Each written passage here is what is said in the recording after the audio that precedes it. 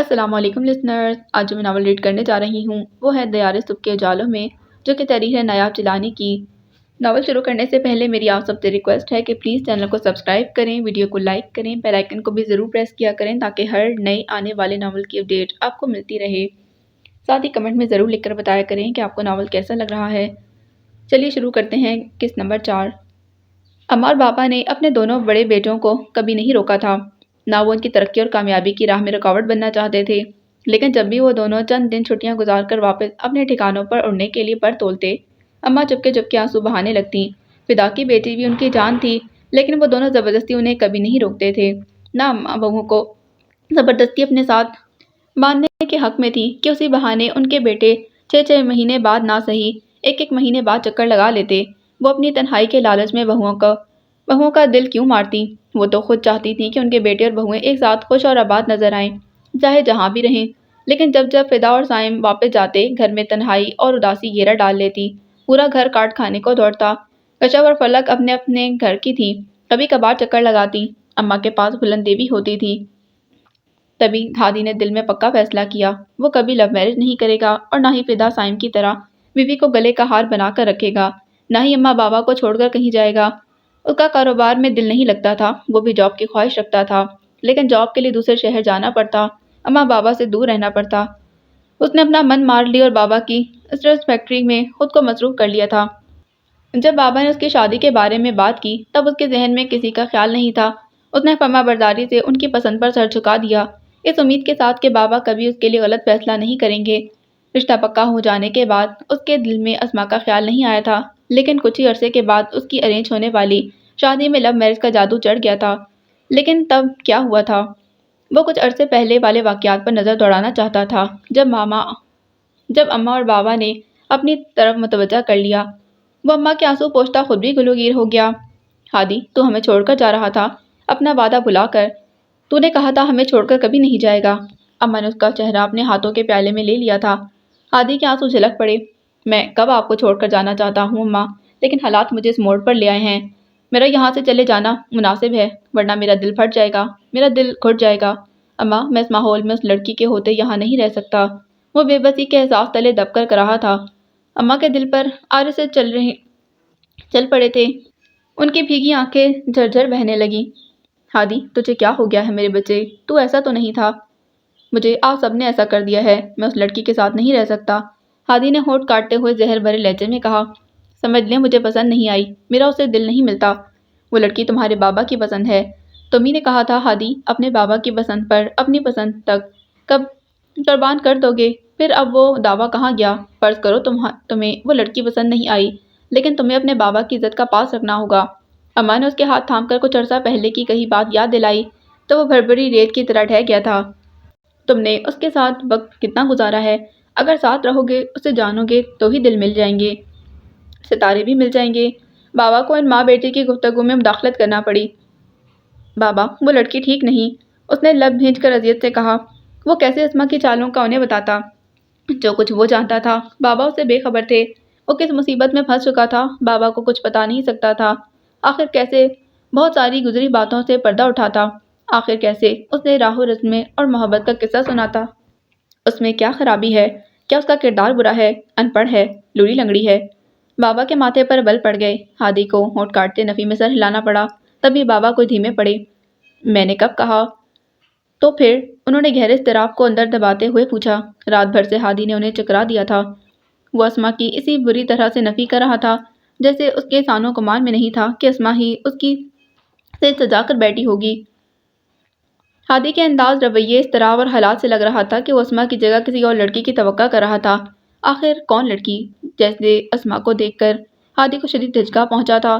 اس کے خوابوں، خیالوں اور سپنوں میں بسنے والی اسما نہیں تھی، تو پھر وہ لڑکی کون تھی جس کی ہادی کو توقع تھی؟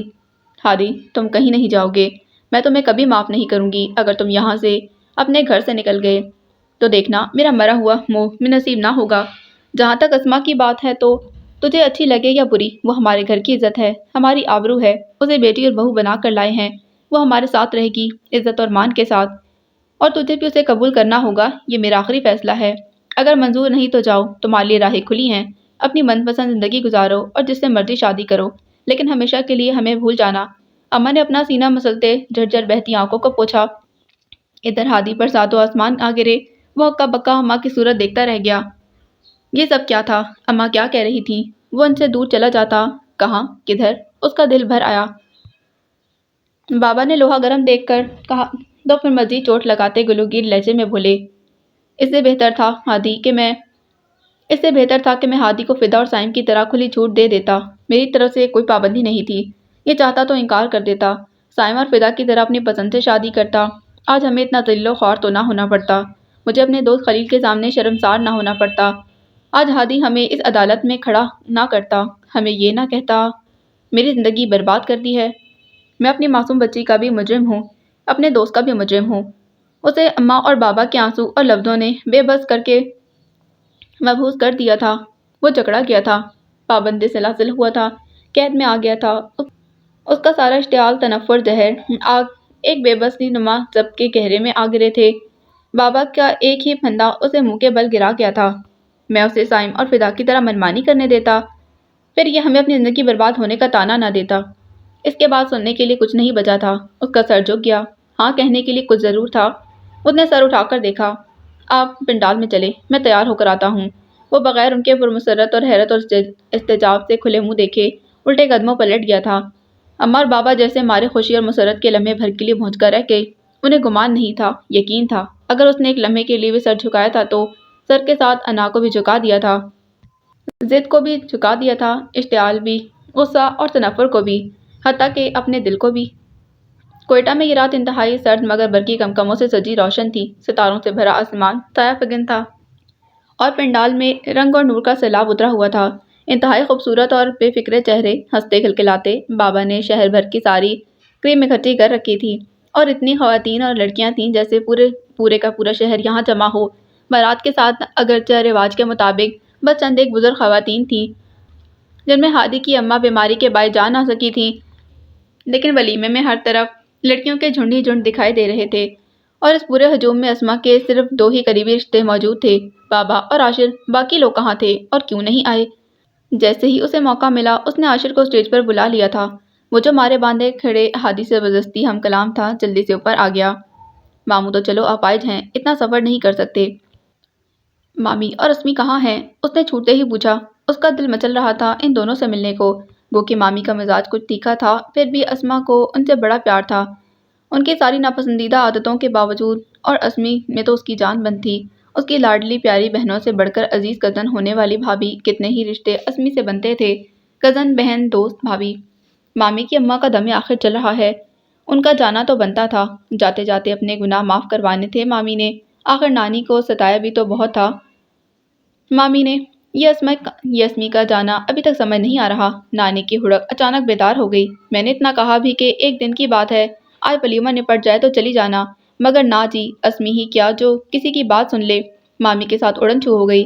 ماموں تو آ نہیں سکتے، دعاؤں کے تحفے بھی بھجوائے ہیں، اور ہاں یاد آیا، گلناز کا بڑا دل مچل رہا تھا آنے کو۔ اسمی یا مامی ہوتی تو 7 آٹے کی بوری کو بھی گاڑی میں دھر لیتے، لیکن ہم دو اکیلے مردوں کے ساتھ آنا اس کا مناسب نہیں لگا۔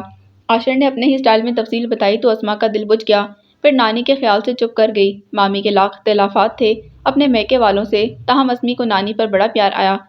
ہر چھٹیوں میں وہ ساہیوال پہنچی ہوتی تھی اور گلناز کے نام پر اسما کا واضح طور پر رنگ بدل گیا تھا۔ اس کے دل میں تنفر کی لہر اٹھی۔ تم نے اچھا کیا گلناز کو یہاں نہیں لائے۔ عاشر اس کی بڑبڑاہٹ سن نہیں سکا تھا، تاہم اس نے اپنی بڑبڑاہٹ اسما کو ضرور سنائی تھی۔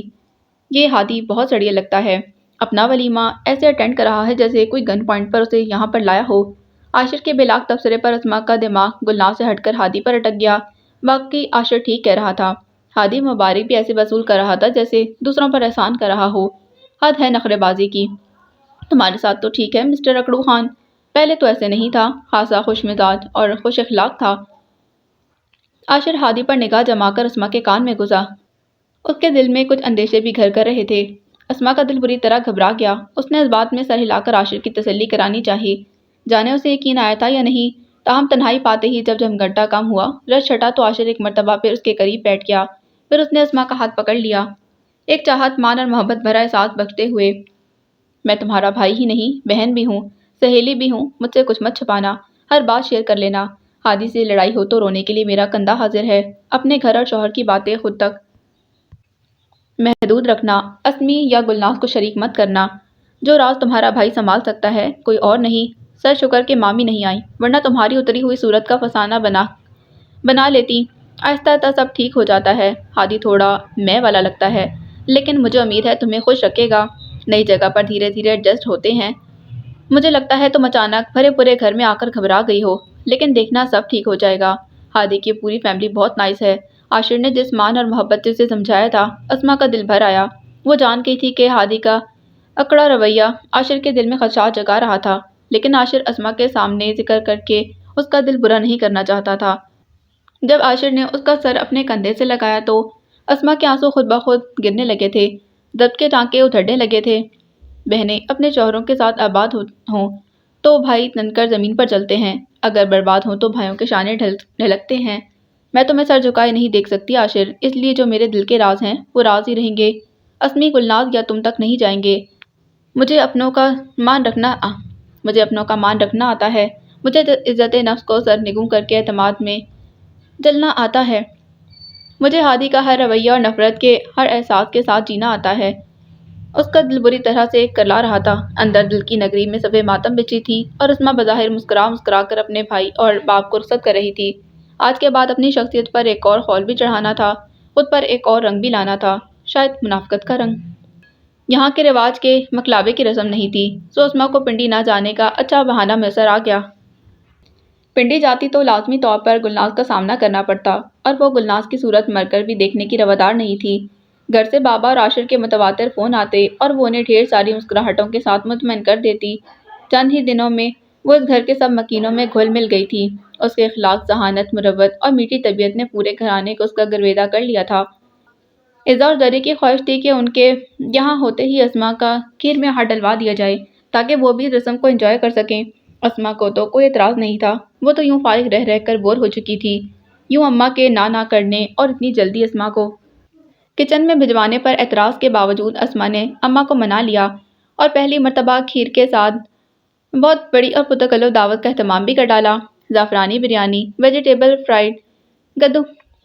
فرائز، کدو کا رائتا، چائنیز رول، کباب اور قورمہ۔ فدا اور سائم سمیت گھر کے سب افراد دسترخوان پر ایسے جمع ہوئے جیسے عید کے دن اکٹھے ہوتے تھے۔ بہت عرصے بعد گھر سے اٹھتی اشتہا انگیز خوشبوؤں کی مہک ان سب کو کونوں خدروں سے نکال کر دسترخوان پر لے آئی تھی، اور سائم پلیٹ میں چمچہ بجا کر بڑی بے صبری سے اعلان کر رہا تھا، ہم افریقہ کے کہہ زدگان لگ رہے ہیں، ہمارے معدوں پر رحم کیا جائے۔ تم تو یوں ظاہر کر رہے ہو جیسے سالوں سے بھوکے ہو اور زندگی میں پہلی مرتبہ تمہیں کھانا مل رہا ہے۔ عزا نے لفظ چبا کر کہا، گھر میں پکا انتہائی لذیذ کھانا پہلی مرتبہ ہی مل رہا ہے، سالوں بعد۔ وہ بھی تو سائم تھا دو بدو جواب دینے والا۔ کیا پہلے گھاس کھاتے تھے؟ عزا نے خفگی سے پوچھا۔ گھاس سے بھی نچلے درجے کی، سائم نے مسکرا کر جتایا۔ عزا چڑ کر رہ گئی۔ میرا بھیجا مت کھاؤ، اس نے وارننگ دی۔ تمہارا بھیجا کوئی کھانے والی چیز ہے؟ سائم نے صاف مذاق اڑایا۔ ہر وقت چونچے مت لڑایا کرو، فٹافٹ آ جاؤ بس۔ زری اور پھلن دیوی نے نفاست سے کھانا چن دیا تھا۔ ہادی ابھی تک نہیں آیا؟ اماں نے تخت پر بیٹھے بیٹھے پوچھا۔ نہیں، وہ آج کل قائد اعظم کا کال نبھا رہا ہے، فدا نے جواب دیا۔ وہ قورمے سے خوب انصاف کر رہا تھا، ساتھ ساتھ اسما کی تعریفیں بھی جاری تھیں۔ سائم بریانی پر ہاتھ صاف کر رہا تھا۔ اسما مسکراتے ہوئے اماں کو تخت پر کھانا دینے لگی۔ انہوں نے کھانے کی خوشبو اور رنگت سے اندازہ لگا کر اس کی بے ساختہ تعریف کی تھی، پھر فدا کی بات پر یکدم چونکی۔ کون سا کال؟ ان کی آنکھوں میں حیرانی تھی۔ وہی کام اور صرف کام والا۔ سائم نے ہنس کر وضاحت کی تو اماں کو اس کی فکر لگ گئی تھی۔ ابھی تک فیکٹری میں ہے؟ دیکھو وقت کیا ہوا۔ ان کی نظریں گھڑیال پر جم گئیں۔ سیزن کے دن ہیں اماں، کام کا بہت لوڈ چل رہا ہے، مال کے ٹرک پر ٹرک آ رہے ہیں، بابا بھی نہیں آئے ٹائم سے، بیٹے کے بجائے کبھی سرتاج کا بھی پوچھ لیا کریں۔ ہادی کی فکر اب اسما کے سپرد کر دیں، وہی اس کے آنے جانے کا حساب رکھے۔ آپ کو اس کام سے بھی آج سے ریٹائر کر دیا گیا ہے۔ کیوں اسما، ٹھیک کہا نا؟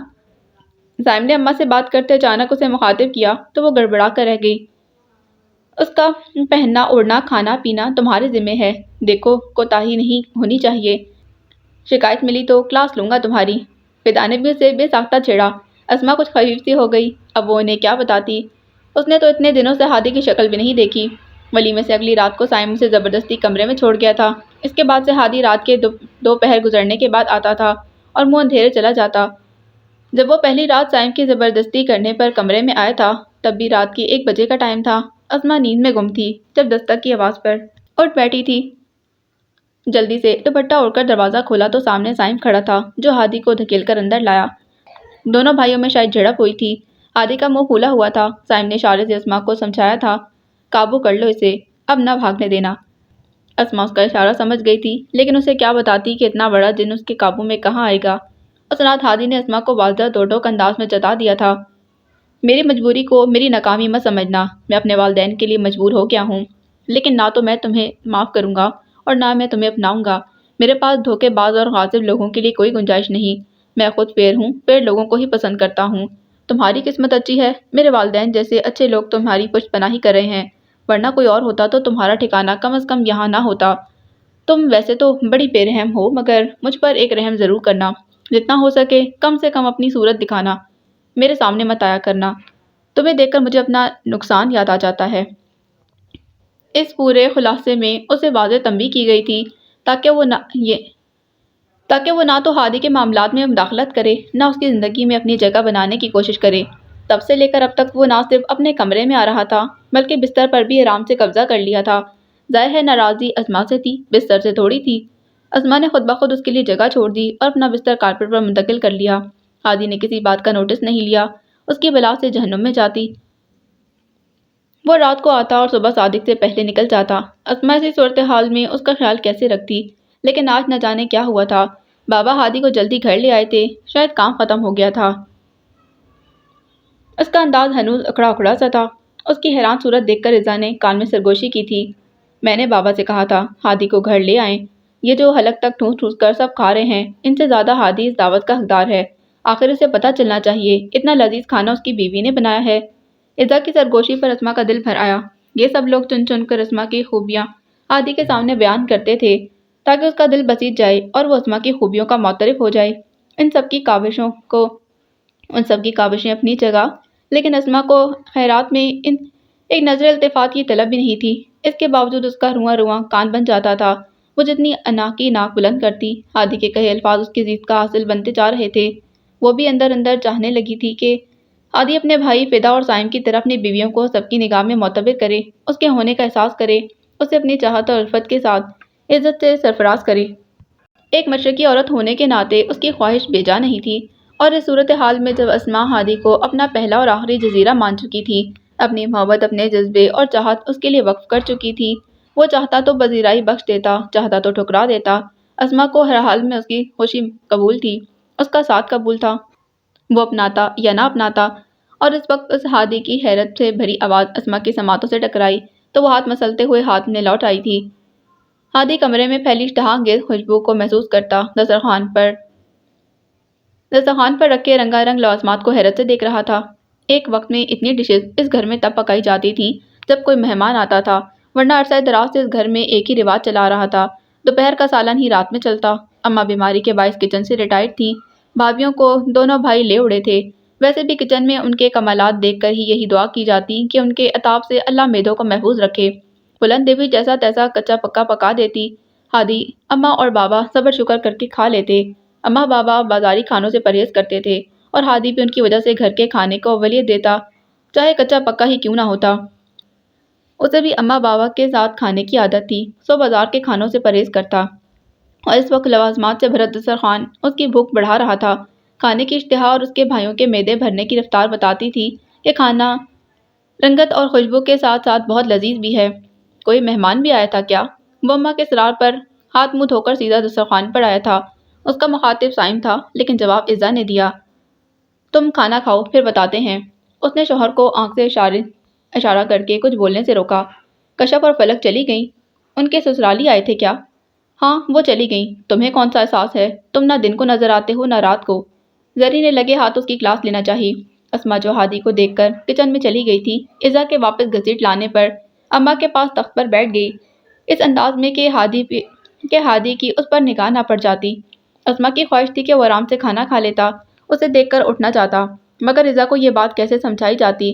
وہ اپنی مرضی چلاتی تھی، یا تو دیوی جی کے ہاتھ میں لذت آ گئی ہے یا پھر عزا اور زری آج حیران کرنے پر تلی ہیں۔ ہادی نے رغبت سے کھانا کھاتے بے ساختہ چونک کر تعریف کی۔ ایک قیاس یہ بھی تھا کہ کسی ہوٹل کی خدمات نہ حاصل کی گئی ہوں۔ ہادی نے مسکرا کر قورمے اور بریانی سے لطف اٹھایا تھا۔ اس کی خوشگوار آواز اسما کی سماعتوں کو اتنی بھلی لگ رہی تھی کہ اس کا دل چاہا ہادی بولتا رہے اور وہ سنتی رہے، بیچ میں کوئی اور آواز سنائی نہ دے۔ اس کا دل پسلیاں توڑ کر باہر آ ہی رہا تھا۔ اگر تمہارے سارے اندازے غلط ثابت ہوں تو کیا انعام دو گے؟ صائم نے مسکرا کر مداخلت کی۔ میری طرف سے تمہارا سیکنڈ ہنی مون ٹکٹ فری۔ ہادی اپنی جون میں لوٹ آیا تھا، مسکرا کر عزا کو چھیڑتے بولا۔ عزا جیسے نہال ہو گئی تھی۔ دیور ہو تو تمہارے جیسا، میں واری جاؤں، اب تمہارا وقت ہے، تم انجوائے کرو۔ عزا نے بزرگوں کے سے انداز میں قربان ہوتے ہوئے کہا تو ہادی نے فوراً تصحیح کی۔ یہ مہربانی تمہارے لیے تھوڑی ہے۔ میں نے سیکنڈ ہنی مون کہا ہے، سیکنڈ وائف کے ساتھ۔ ہادی کے اگلے الفاظ پر صائم کو اچھو لگ گیا۔ وہ کھانستا کھانستا دوڑا ہو گیا تھا اور عزا نے دور بیٹھے ہی چمچ اٹھا کر اس کی پشت پر دے مارا۔ بہت خبیث ہو تم، مجھ پر سوگن لاؤ گے؟ عزا کے بھڑکنے پر صائم ہنس ہنس کر بے حال ہو گیا تھا۔ میں نہیں، تمہارا شوہر۔ میری بات اس کے دل کو لگی ہے، دیکھو دانت کیسے باہر آ رہے ہیں، بتیسی اندر ہی نہیں جا رہی۔ ہادی نے مزید اسے ستایا۔ مشورے تو تمہارے ہیں نا؟ عزا نے اسے گھور کر دیکھا۔ خوابوں میں بھی مت سوچنا، اس نے وارننگ دی، ورنہ عزا تمہارے خوابوں میں بھی دنگل مچا دے گی۔ فدا نے صائم سے کہا، خوابوں کے دھوکے میں تو کوئی بھی نہیں آئے۔ ہادی نے سر جھٹک کر کھانے کی طرف دوبارہ توجہ کی۔ صائم نے گلا کھنکارا، کوئی میری بھی تو رائے لے، میں بھی تو دل رکھتا ہوں اور خواہش بھی۔ صائم ہادی کو ایک دم یاسی سے جکڑ لینے والے لمحے سے باہر نکال لایا تھا۔ دوسری شادی کی خواہش؟ فدا نے پچکارتے ہوئے پوچھا تھا۔ دیکھ لو عزا، میرا بھائی تم سے گوڑے گوڑے تنگ آ چکا ہے۔ ہادی نے عزا کو مزید بتایا۔ وہ تو تنگ نہیں، لیکن تم لوگوں کی لگائی بجھائی کی وجہ سے ہو سکتا ہے، عزا نے اڑا کر کہا۔ صائم کے حوالے سے وہ بے پناہ ٹچی تھی۔ تم میرے شوہر کو مت ورغلاؤ، اس نے انگلی اٹھا کر غصے میں جتایا۔ تمہارا شوہر کسی کے ورغلانے سے بزلنے والا نہیں، یہ تو آلریڈی دوسروں کو ورغلا کر بزلانے والا ہے۔ ہادی نے صائم کی اچھی بھلی درگت بنائی۔ تم پارٹی نہ بدلو ورنہ میں بھی پارٹی بدل لوں گی، صائم نے بھنا کر کہا۔ اس کا اشارہ اسما کی طرف تھا۔ میری حمایت کرو، میری دوسری شادی پر غور و فکر کرو۔ صائم نے ہادی کو چونکتے ہوئے دیکھ کر اپنی طرف متوجہ کیا۔ اسما اور دری ان کی تکرار کو انجوائے کر رہی تھیں۔ اسما کی اچانک مدھر سی ہنسی بے قابو ہوئی تو ہادی کو چونک سا گیا۔ صائم نے اسے گردن موڑ کر ہنسی کی سمت کا تعین کرتے دیکھا تو اپنی طرف متوجہ کر لیا۔ غور و فکر کرنے کے لیے کوئی اور چیز نہیں، بس تمہارا ہی سر پر بار بار چہرہ سجائیں، ہادی نے تنک کر جواب دیا۔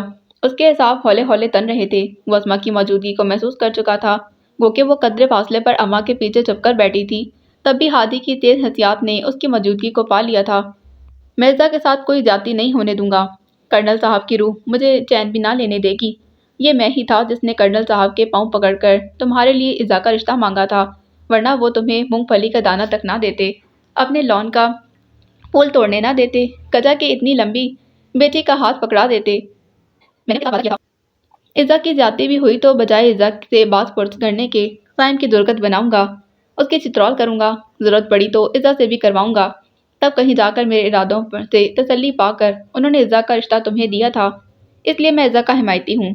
وعدہ خلافی کروں گا تو کرنل صاحب کی روح مجھے خوابوں میں آ کر ڈرائے گی۔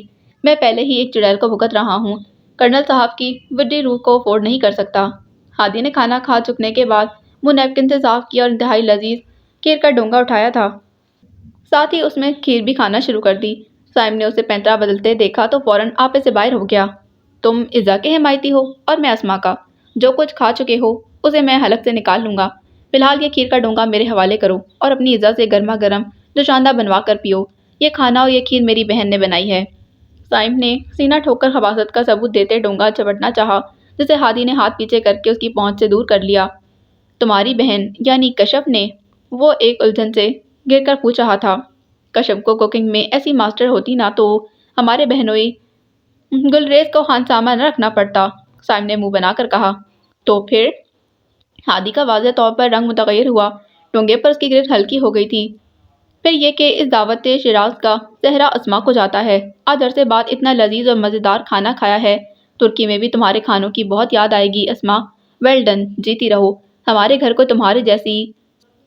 صائم ایک ترنگ اور اپنائیت کے ساتھ تلے تشکرانہ اور تعریفانہ انداز میں اسما کا حوصلہ بڑھا رہا تھا، جب اچانک ہادی کے جب اچانک ہادی نے بیچ میں مداخلت کر کے اس کے اگلے الفاظ کو جک لیا تھا۔ ہمارے گھر کو تمہاری جیسی باورچن کی ضرورت تھی۔ اس کے الفاظ انتہائی تحقیرانہ انداز میں لبوں سے ادا ہوئے تھے۔ اس نے کھیر کا ڈونگا پٹکنے کے سے انداز میں نیچے رکھا۔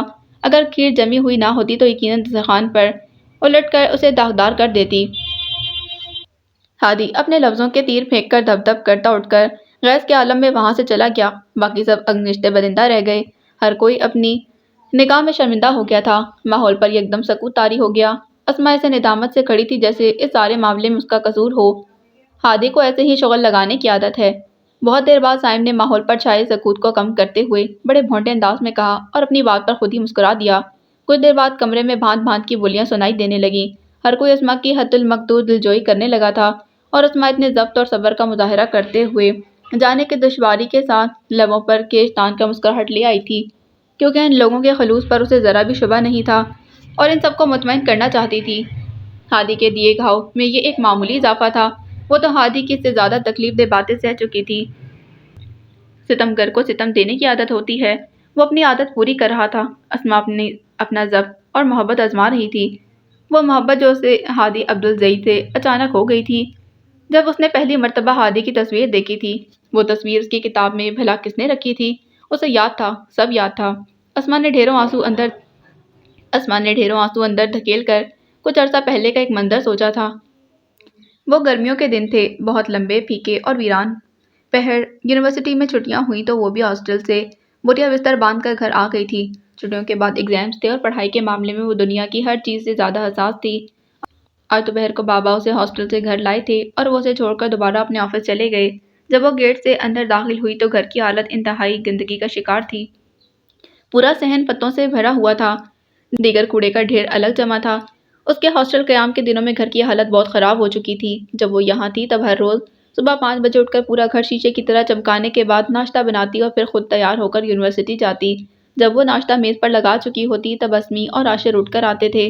اسمارا تو یونیورسٹی بھی ان سب پر احسان عظیم کر کے جاتی تھی، قدر جلدی اٹھ کر گھر کے کاموں میں دلچسپی لینا یا کچن کو سنبھالنا۔ ویسے بھی مامی اسمارا کو کچن کے قریب بھی نہیں جانے دیتی تھی۔ انہیں اسمارا کے حسن کا ہر وقت احساس رہتا۔ چولہے کے قریب کھڑے ہونے سے اسمارا کی حساس اسکن متاثر ہوتی تھی۔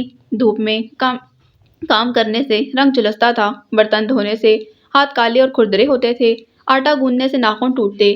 ویسے بھی مخروطی انگلیوں والے دودیا ملائم ہاتھ کاموں کے لیے کہاں بنے تھے؟ اسمارا خود ابھی اپنے ہاتھوں اور پاؤں کی خوبصورتی پر خاص توجہ دیتی۔ ہر وقت اس کے حسین ناخن نیل پالش سے رنگے رہتے، پھر ایسے نازک ہاتھ کام کیسے کر سکتے تھے؟ مامی نے اسمارا کو ہتھیلی کا چھالا بنا کر رکھا تھا۔ وہ اس کے ناز اٹھا اٹھا کر نہ تکتی تھی۔ وہ ان کی تھی بھی اکلوتی بیٹی اور اس گھر میں اسمارا کے سب لوگوں نے ہمیشہ ناز ہی اٹھائے تھے۔ اسماء کے بابا سے لے کر عاشر تک اپنے والدین کی تو وہ بے حد لاڈلی ہی تھی۔ اسماء کے بابا بھی اسے بہت چاہتے تھے، اس کی ہر فرمائش بن کہے پورا کرتے۔ اسماء کو یاد تھا بچپن میں اسے سائیکل چلانے کا بہت شوق تھا۔ تب بابا اپنا یہ گھر تعمیر کروا رہے تھے۔ ان کے پاس فی الحال اسماء کی خواہش پوری کرنے کی گنجائش نہ تھی، لیکن جب اسمارا نے یہی خواہش بابا کے سامنے دہرائی تو بابا نے اگلی صبح نئی نکور سائیکل اسمارا کو لا دی تھی۔ تب پہلی مرتبہ اسماء کا ننھا سا دل ٹوٹ گیا تھا۔ بابا نے اس کی کیفیت کو نوٹ کر لیا، تب انہوں نے آرام سے اسماء کو سمجھایا، اسمی کے پاپا معذور ہیں بیٹا، وہ کام نہیں کر سکتے تو اپنی بیٹی کی خواہشات بھی پوری نہیں کر سکتے۔ کل اسمارا شکیل کو بہت تنگ کر رہی تھی اور شکیل اس کے تنگ کرنے پر بے بسی سے رو پڑا تھا۔ میں وہاں سے نہ گزرتا تو مجھے نہ پتہ چلتا، اس لیے میں نے اسمارا کی خواہش پوری کر دی۔ اگلے سال تمہاری سائیکل بھی آ جائے گی۔ بابا کے سمجھانے پر صدق کی صابر اور شاکر اسماء کو ساری بات سمجھ میں آ گئی، پھر اس کے دل سے ملال بھی جاتا رہا۔ جیسے جیسے وہ بڑی ہوتی گئی اسے سب سمجھ آتا گیا۔ ماموں اور مامی ان کے گھر میں رہتے تھے۔ ماموں بیمار تھے اور کام نہیں کر سکتے تھے۔ بابا نے 3 افراد کا خرچہ بھی اٹھا رکھا تھا اور اسمارا کو بھی عاشر اور اسماء کے ساتھ مہنگے اسکول میں ڈال دیا۔ ماموں کی دوائیاں، ان کے لیے الگ سے فروٹ، دودھ، یہ سب بابا ہی فراہم کرتے۔ بابا اسٹیٹ بینک میں بہت اچھی پوسٹ پر تھے۔ جیسے ہی عاشر بڑا ہوا اس نے بھی بابا کے ساتھ ساتھ اسمارا کا جی جان سے خیال رکھنا شروع کر دیا۔ اسمارا کی ہر فرمائش پوری کرنا عاشر پر فرض تھا۔ وہ اپنی پاکٹ منی ساری کی ساری اسمارا پر خرچ کر دیتا، حتیٰ کہ جب اپنے پیسے ختم ہو جاتے تو اسماء کی منتیں کرتا، حالانکہ اسمارا کو الگ سے پاکٹ منی ملتی تھی۔ اسمی کو فلم دکھانے لے جانا ہے، ٹکٹ کے پیسے نہیں، پلیز ادھار دے دو۔ ایک دن عاشر اس کی गुल्लक को हاتھ میں لے کر منت بھرے لہجے میں بولا، پہلے والا ادھار تو واپس کیا نہیں؟ اسما نے نوٹس بناتے ہوئے اس کو گھڑکا تھا۔ اکٹھا لوٹا دوں گا نا، وہ عاجزی سے کہتا۔ وہ دن کبھی نہیں آئے گا۔ اسما اسے مطلوبہ رقم نکال کر دے دیتی۔ اسما کے لیے اس کا دل بہت بڑا تھا، وہ اس کی خواہش پوری کروانے میں عاشر کی مدد کرتی۔ یہ مالی معاملات ہمیشہ عاشر کے ساتھ رہی۔ اسمارا کو اضافی کپڑے چاہیے ہوتے، فرینڈز کو گفٹ دینا ہوتے، رات کے 11 بجے پیزا کھانا ہوتا، سرما کی دسمبر میں آئس کریم کا دل کرتا، عاشر اس کی ایک آواز پر فوراً حاضر ہو جاتا۔ اسمارا اس لحاظ سے بہت خوش قسمت تھی جو اسے اتنی محبت بھری محبتیں میسر تھیں۔ ان کی پڑوسن گلناز اکثر دیوار سے لٹک کر کہتی، اس حسینہ عالم کو اتنا سر نہ چڑھاؤ، بعد میں پچھتاؤ گی، تمہاری بھابھی بن کر تو تمہارے سر پر ہی چڑھ جائے گی۔ گلناز اسمارا کو دیے جانے والے پروٹوکول کو دیکھ کر ایسے ہی جلتی تھی، اور پھر گرمیوں کے ان طویل دنوں میں جب اسما اچانک گھر آئی تو گھر کی حالت انتہائی خستہ تھی۔ وہ کندھے سے لٹکائے بیگ کو برآمدے میں رکھ کر اندر آئی تو مامی لاؤنج میں بیٹھی فون کان سے لگائے اونچی آواز میں چلے دل کے پپولے پھوڑ رہی تھی۔ میری ہڈیوں میں تو دم نہیں، نوکر کوئی رکھ کر نہیں دیتا، اتنی تنخواہیں کہاں سے لائیں؟ اسما بی بی کی پڑھائیاں ختم ہی نہیں ہوتی، گھر کوڑا دان بنا ہوا ہے تو بنا رہے، مامی انتہائی بیزاری سے بول رہی تھی۔ اسمی کا تو نام مت لو، میری پھول سی بچی گرمی میں کملا جاتی ہے، اب تو میں جیسا تیسا کر لیتی ہوں۔ ہاسٹل جانے سے پہلے اسما نے سارا گھر سنبھالا ہوا تھا، یہاں بھی اچھی بھلی پڑھائی چل رہی تھی، پکڑ کے ہاسٹل ہی بھجوا دیا، میری تو مت ماری گئی ہے، کام ہے کہ ختم ہی نہیں ہوتے۔ مامی کی بیزاری کا کوئی انت نہیں تھا۔ عاشر کی نوکری لگتی ہے تو اسے صاف صاف کہہ دوں گی، کسی کھانے پکانے والی عورت کا بندوبست کر لے، اور صفائی کے لیے الگ، کپڑوں کے لیے الگ، میری اسمی سے تو کچھ بھی نہیں ہوتا۔ انہوں نے اپنا اگلا پروگرام بھی نشر کر دیا۔ عاشر نے کیا ڈپٹی کمشنر لگ جانا تھا؟ حد ہے بھائی، مامی بھی نا۔ ارے مجھے کوئی فکر نہیں، خلیل بھائی نے اسمی کو ہتھیلی کا پپولا بنا رکھا ہے، اسمی سے زیادہ میری بچی سے پیار کرتے ہیں، آخر ہونے والی اکلوتی بہو ہے، پھر عاشر تو اسمی کا دیوانہ ہے، ایسی دلہن تو اسے عمر بھر بھی نہ ملے، سارے جہان کے صحرا چھان آئے۔ مامی کا لہجہ بیٹی کی محبت میں ڈوب گیا تھا۔ عاشر کا دماغ خراب تھا، گھر کے چراغ کو چھوڑ کر صحراؤں کی خاک چھانتا، اور صحراؤں سے ملتا کیا؟ خالی گرم ریت۔ اسما کا رشتہ تو کر دیا وہاں کوئٹہ میں، خلیل بھائی کا پرانا دوست ہے کوئی، ہماری بلا سے اسما کا کانٹا بھی نکل جائے گا، پھر خالی گھر، ساس نہ نند، میری اسمی تو راج کرے گی راج۔ شوہر تو پور دیوانہ ہے، کبھی کاموں کے لیے اسمی کو ڈانٹوں گی بھی تو عاشر بیچ میں کود آتا ہے، مامی اسے کچھ مت کہا کریں، سر پر پڑے گی تو کر ہی لے گی۔ عاشر کے حوالے سے مامی کو اطمینان ہی اطمینان تھا، مامی ٹھیک کہہ رہی تھی۔ عاشر اسمارا کو بتا تک اٹھانے نہیں دیتا تھا، وہ کچن میں جاتے بھی تو ہاتھ جوڑ کر کہتا، اسمی اللہ کا واسطہ ہے باہر آ جاؤ، تم الٹا کوئی نقصان کر آؤ گی۔ اسما کچن دیکھ لیتی ہے، تم نہ ہماری 7 نسلوں کو وقت میں ڈال دینا، ہاتھ پاؤں چلا کر، اور اسما ایسے ہی تو عاشر کی محبت و مغرور نہیں، تم نہ ہماری 7 نسلوں کو وقت میں ڈال دینا، ہاتھ پاؤں جلا کر، اور اسما ایسے ہی عاشر کی محبت پر مغرور نہیں تھی، اور برابر والے گھر سے گلناز کے کلسنے کی آواز آتی، اس مہارانی کو ڈیکوریشن پیس بنا کر شوکیس میں سجا دو، اور شاید گلناز ٹھیک ہی کہتی تھی، اسمارا بس شوکیس میں سجانے والی چینی گڑیا ہی تو تھی، جسے دیکھ دیکھ کر خوش ہوا جاتا تھا، اور اس وقت مامی کی جلی کٹی سن کر اسما نے گہری سانس کھینچی اور پھر پائپ لگا کر سارا گھر دھو ڈالا۔ مامی کھڑکے کی آواز پر پلٹیں تو اسما کو دیکھ کر ہکا بکا رہ گئیں، کہیں اس نے میری باتیں تو نہیں سن لیں، پہلا خیال انہیں یہی آیا جسے انہوں نے جھٹک دیا، اچھا ہے سنتی ہے تو سنتی رہے۔ انہوں نے اطمینان سے سوچا، پھر چادر لے کر کالونی کے وزٹ پر نکل گئیں، کیونکہ اب انہیں گھر کی فکر نہیں تھی، اسما جو آ چکی تھی۔ پھر اسما پیپر کی تیاری کو بھاڑ میں جھونک کر کام میں لگ گئی تھی، پہلے پورا گھر چمکایا پھر کھانا بنایا، تب تک عاشر اور اسمارا بھی پہنچ چکے تھے۔ ارے میں کہوں گھر میں اجالا کیوں ہے؟ عاشر اسما کو دیکھ کر کھل اٹھا تھا، اسی طرح اسمارا بھی نہال ہو گئی تھی، باہر دھوپ چمک رہی ہے اس لیے گھر میں اجالا ہے۔ اسمارا نے عاشر کی بات کا جواب دیا، جی نہیں، میری بہن کے دم سے اجالا ہے۔ اسما ان کی باتوں پر مسکرا دی، پھر سب نے انتہائی لذیذ کھانا کھایا تو عاشر کی زبان میں پھر کھجلی ہوئی۔ ہم پتلی دال اور ساگو دانے کا شوربہ پی پی کر تنگ آ چکے تھے، وہ اس کے کان میں گھس کر بلبلایا تھا۔ اسما کی ہنسی نکل گئی، تب وہ برتن سمیٹ کر اپنے کمرے میں آئی اور پڑھنے کے لیے کتاب کھولی تو اچانک کتاب سے ایک تصویر پھسل کر نیچے گر گئی۔ اسما کا دل لمحے بھر کے لیے بند سا ہوا، یہ تصویر کس کی تھی؟ اسما کو پوچھنے کی ضرورت نہیں تھی، اس کا دل گھبرا سا گیا تھا جیسے چوری پکڑی گئی ہو۔ تبھی عاشق کھلکھلاتا اندر آیا اور اس کے پیچھے اسمارا بھی۔ کہو ہونے والے سرتاج کیسے لگے؟ ارے چپ چھپ کر کیوں دیکھ رہی ہو؟ تمہاری اپنی چیز ہے، کھل کر دیکھو۔ عاشر نے اس کا کندھا تھپک کر تصویر ہاتھ سے پکڑ کر سامنے کی، جسے وہ جلدی میں الٹ کر رکھ چکی تھی۔ میں نے کہا تمہیں تصویر دکھا دوں، بعد میں شکوہ نہ کرو، دولہا تو بہنگا تھا۔ عاشر اسے جج کرتے مسکرایا۔ بہنگا بھی ہوتا تو مجھے قبول تھا، کبھی نہ جتلاتی، تم جانتے ہو، اسما سنجیدگی سے بولی۔ عاشر نے سر ہلا دیا۔ ایسی ہوتی ہیں قناعت پسند مشرقی لڑکیاں۔ اب وہ اسمارا کو جتا رہا تھا۔ اس نے ناک منہ چڑھا کر تصویر پکڑ لی، پھر تصویر کا بغور جائزہ لے کر نفی میں سر ہلانے لگی۔ تم نے خواہ اس کی خوبصورتی کا ڈھنڈورا پیٹا ہوا تھا، ایویں سا ہے، بس عام سا، تم سے زیادہ اچھا تو نہیں۔ اسمارا کا تبصرہ بھی اسمارا کی طرح عجیب تھا، آخر مامی کی بیٹی تھی۔ عاشر نے گھور کر اسے دیکھا۔ خبردار میرے بہنوئی کی شان میں گستاخی کی، بڑا پیارا ہے مجھے بھی اور میری بہن کو بھی۔ وہ اسما کو چھیڑتے ہوئے ہنس رہا تھا۔ رہنے دو بس، مجھے تو کہیں سے پیارا نہیں لگا۔ اسما اس کی تصویر کو 2 انگلیوں میں نزاکت سے پکڑے لہرا رہی تھی۔ عاشر نے جھٹ پٹ کر اس سے تصویر اچک لی۔ تمہیں پیارا لگنے کی ضرورت بھی نہیں، جس کا ہے اسی کو پیارا لگے۔ اسمارا کو غصہ آ گیا۔ میں ایسے ویسوں کو گھاس بھی نہیں ڈالتی۔ تم اپنی گھاس مجھ تک محدود رکھو، میں بہت شوق سے گھاس چرتا ہوں۔ عاشر نے اس کا غصہ ختم کیا، لیکن اسمارا کا غصہ کم نہ ہو سکا۔ رات تک وہ جان بوجھ کر ہادی کا ذکر کرتی رہی، بار بار ہادی کی تصویر پر تبصرہ کرتی۔ اس کا انداز سوچتا ہوا سا تھا، کوئٹہ کے لوگ اتنے اچھے نہیں ہوتے۔ یہ عادی شکل سے اسمگلر لگتا ہے۔ اسمارا کے کمنٹ پر سبزی کاٹتی اسما کا دل دھک سے رہ جاتا۔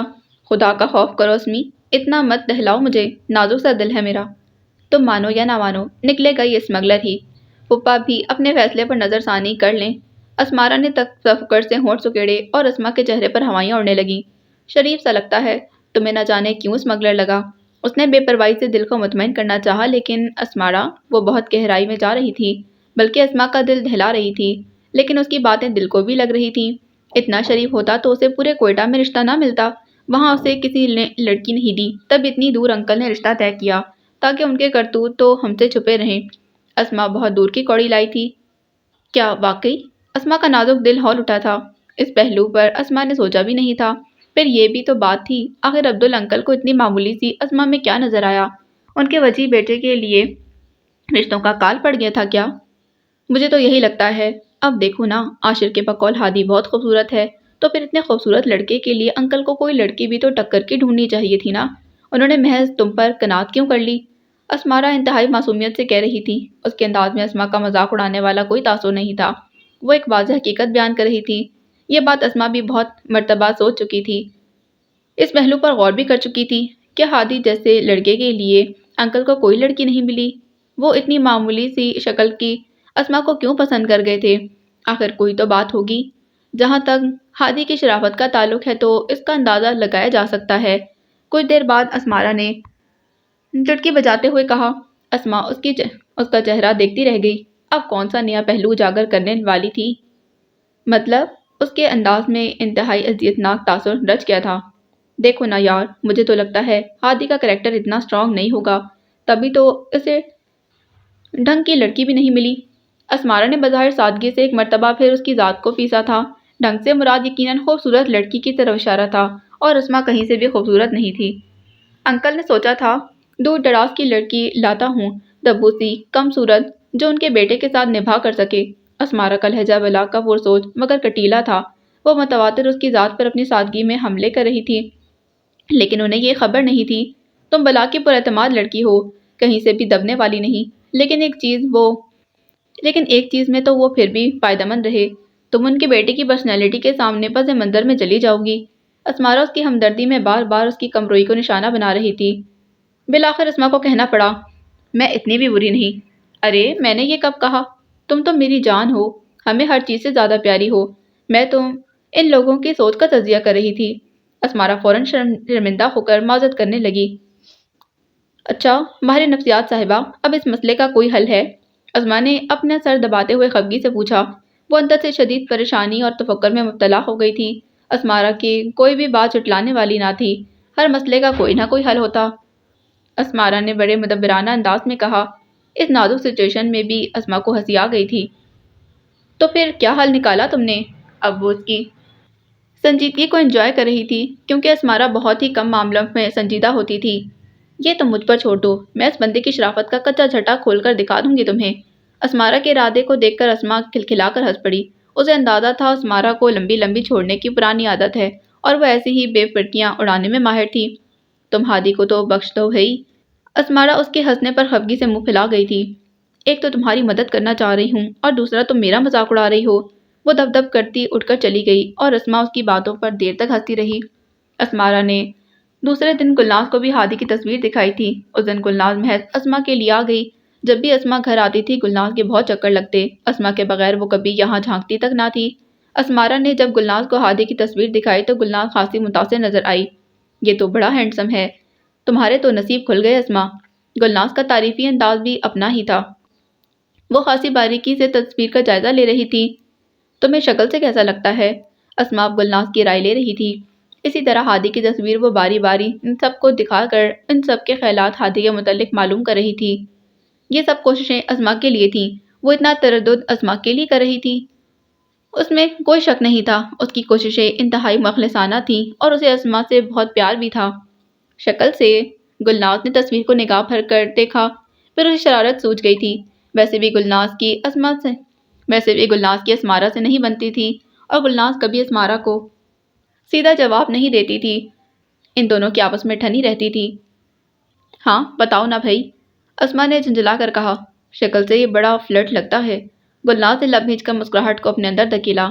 اور اس کے علاوہ اسمارا کی بے چینیوں کا کوئی شمار نہیں تھا۔ اسما نے دل ہی دل میں لاحول پڑھا، پھر گلناز کو زور سے چٹکی کاٹی۔ اس کے علاوہ غنڈہ بھی لگتا ہے۔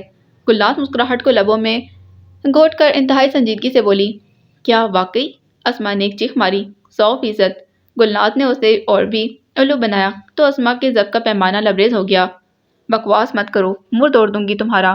اتنا معصوم ہادی تمہیں غنڈہ، بدماش اور فلرٹ لگتا ہے؟ اسما نے گلناز کو دھموکا چڑھا تھا۔ وہ کھل کر کہکا لگانے لگی۔ ارے ابھی تو میں نے اسے آوارہ، چڑک چھاپ، جیب کترا بھی کہنا تھا۔ گلناز نے اس کا بری طرح سے جی جلایا تھا۔ اسما اسے گھور گھور کر تھک چکی تھی، جبکہ اسمارا کسی گہری سوچ سے ابھر کر باہر آئی۔ اس کے چہرے پر دبا دبا سا جوش سرخی کی مانند بکھر رہا تھا۔ میں بھی اسما کو یہی کہہ رہی تھی، مگر یہ مانتی نہیں۔ میں اسے منوا کر چھوڑوں گی، دیکھ لینا، ساری شرافت کا بھرکس نکل جائے گا۔ اب کہ اسمارا کا انداز کچھ عجیب سا تھا۔ اسما نے غور نہیں کیا۔ وہ چائے لینے چلی گئی تو اسما بھی اٹھ کر اپنے کمرے میں چلی آئی۔ تب اسما چائے بنا کر لائی تو گلناز ہادی کی تصویر پکڑے عجیب سے تاثرات سے دیکھ رہی تھی۔ اسما کو اس کا دوبارہ سے ہادی کی تصویر پکڑ کر دیکھنا بہت عجیب لگا۔ کیوں بھئی، دل نہیں بھرا کیا؟ اسما کا انداز طنزیہ تھا۔ اس نے گلناز کے ہاتھ سے تصویر اچک لی تھی، اندر اپنے کمرے میں سنبھال کر رکھائی۔ دیکھنے کی چیز تھی یار، دیکھنے تو دیتی نا۔ گلناز نے ٹھنڈی آہ بھری۔ دوسروں کی چیزوں پر نگاہ نہیں رکھتے۔ اسما کا نہ چاہتے ہوئے بھی لہجہ طنزیہ ہو گیا۔ وہ گلناز کے سابقہ کارناموں پر چوٹ کر رہی تھی، جو اسما کے توسط اسے معلوم ہوئے تھے۔ اپنی ہے کوئی نہیں، پھر دوسروں کی چیزوں سے دل بہلانے میں کیا حرج ہے؟ گلناز کا انداز بدلا ہوا تھا، شرارتی تھا۔ اسما کو بہت برا لگا۔ ہر چیز اپنے وقت پر ملتی ہے، دوسروں سے چھین کر اپنے دل کو سکون مہیا نہیں کرتے۔ اور اب بھی اسے چوٹ پر چوٹ لگا رہی تھی، اس کے پچھلے تمام ریکارڈ شدہ کارناموں پر جو اسما کی زبانی ہی سنتی آئی تھی۔ چھین لینے کا بھی اپنا ہی مزہ ہے، ایسے کوئی پلیٹ میں رکھ کر تو نہیں دیتا، جان جوکھم میں ڈال کر اپنے حصے کی خوشیاں حاصل کرنی پڑتی ہیں۔ گلناز کا انداز سراسر سنجیدگی سے خالی تھا۔ دوسروں کے چراغ گل کر کے اپنے گھر کو روشن کرنا انسانیت کے زمرے میں نہیں آتا۔ اسما نے کھل کر اسے سنایا تو وہ گہری سانس کھینچ کر رہ گئی۔ آج کل سب لوگ یہی کر رہے ہیں۔ بائی دا وے، تم حفظ ما تقدم کے طور پر تو مجھے نہیں سنا رہی؟ اگر ایسی بات ہے تو جتنے بند باندھنا ہے باندھ لو، میں تمہارا ہیرو اڑا لوں گی۔ گلناز نے اس کے سر پر گویا دھماکہ کیا تھا۔ باقی اگلی قسط میں۔